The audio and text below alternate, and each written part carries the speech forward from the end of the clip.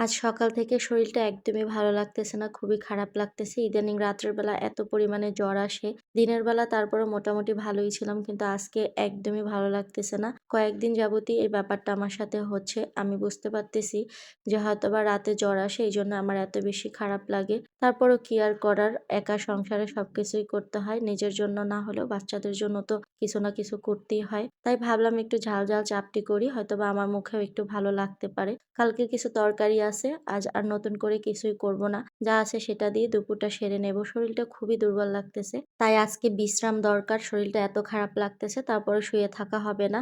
বাচ্চাদের বাবা কিছু বাজার নিয়ে আসছে, সেগুলো গুছিয়ে রাখবো।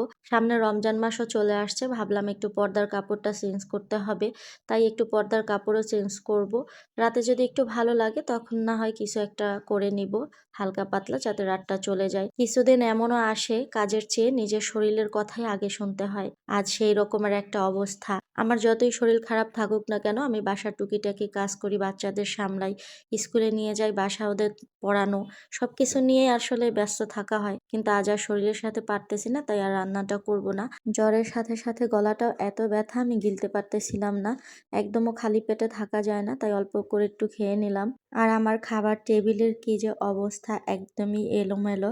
বাচ্চারা খেয়েছে, আমি খাওয়া দাওয়া করছি, বাজার নিয়ে আসছে, সব কিছুই টেবিলের উপরে একদমই এলোমেলো। তাই গুছিয়ে ফেললাম। দেখেন, শরীর খারাপ নিয়েও কিন্তু বসে থাকা একদমই যায় না। তারপরও কাজ করতেই হয়। এখন একদম পরিপাটি লাগতেছে। আর তাছাড়া অসুস্থতার মধ্যে যদি ঘর এলোমেলো থাকে তাহলে কিন্তু আরো বেশি অসুস্থ লাগে। আর গুছানো থাকলে কিন্তু শরীরটাও হালকা লাগে, বেশি ভালো লাগে। আর আমি সব সময় চেষ্টা করি খাবার টেবিলটা একটু গুছিয়ে রাখার জন্য। ড্রয়িং রুমে ঢোকার সাথে সাথে আমার এই খাবার টেবিলটা চোখে পড়ে, তাই একটু গুছিয়েই রাখি সব সময়। আর এই পর্দাগুলো এখানে আমার অনেক দিন যাবত দেওয়া, তো ভাবলাম পর্দাগুলো পরিষ্কার করতে দেওয়া উচিত। অনেক দিন হয়েছে। তারপরে আমি ভাবলাম এখন এখানে কি দিব, কারণ এখানের জন্য এক্সট্রা আমার কোনো পর্দা নাই। তাই ড্রয়িং রুমের পর্দাটাই আমি রুমে দিব। অনেকদিন এই পর্দাটাও ড্রয়িং রুমেই আছে, তাই ভাবলাম একটু ঘুরিয়ে ফিরিয়ে দেই। এই পর্দাটা নিয়ে আমি রুমে দিব, আর রুমের পর্দাটা আমি ওয়াশ করে তারপরে আমি ড্রয়িং রুমে দিব।